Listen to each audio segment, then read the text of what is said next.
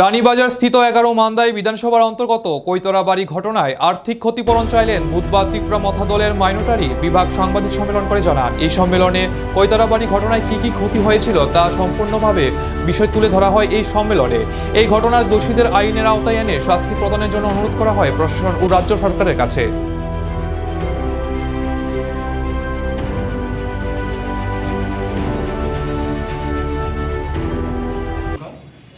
এখানে আগত মাননীয় মেম্বার স্যার, মাইনরিটি সেলের কনভেনার, এখানে আগত সকল অতিথিবৃন্দ এবং বিশেষ করে আমার সাংবাদিক বন্ধুরা, আপনারা সকলেই অবগত আছেন গত 25শে আগস্ট রোজ রবিবার রাত্রি আনুমানিক 12টা থেকে 1টার মধ্যে রানীরবাজার দুর্গানগর এলাকায় একটি সন্ত্রাসবাদী কার্যকলাপ সংগঠিত হয়।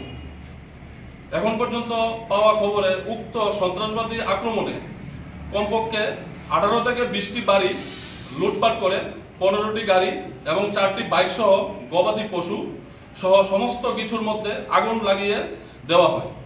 ওই বিধ্বংসী আগুনে ওই সমস্ত পরিবারের প্রয়োজনীয় কাগজপত্র হতে সর্বস্ব খোয়া যায়। আগুনের লেলিহান শিখা থেকে রক্ষা পায়নি গরু, ছাগল, হাঁসু। তাদের আক্রমণ এতই তীব্র ছিল যে তাদের হাতে বৃদ্ধ এবং 5 মাসের শিশু সহ অনেকেই গুরুতর আহত হয়।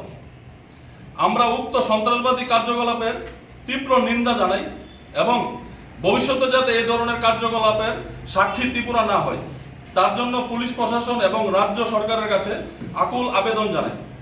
উক্ত ঘটনার সূত্রপাত যে কালী বিগ্রহের মাথা ভাঙ্গা নিয়ে শুরু হয়েছিল, সেই ঘটনার সাথে জড়িত দোষীদের অনতিবিলম্বে খুঁজে বের করে শাস্তির আওতায় আনতে হবে। সেই সঙ্গে অনতিবিলম্বে বাড়িঘরে আক্রমণকারী সন্ত্রাসবাদীদের চিহ্নিত করে আইন অনুযায়ী শাস্তির আওতায় আনার জন্য প্রশাসন এবং রাজ্য সরকারের কাছে অনুরোধ জানাচ্ছি। যেহেতু আমরা ত্রিপুরা মথা দল মহারাজা বীর বিক্রম কিশোর মাণিক্য বাহাদুরের আদর্শে গড়া পার্টি, যিনি আধুনিক ত্রিপুরার রূপকার, সেকুলার ত্রিপুরার রূপকার, ওনার রাজ্যে এই ধরনের কার্যকলাপ প্রচণ্ডভাবে নিন্দনীয়।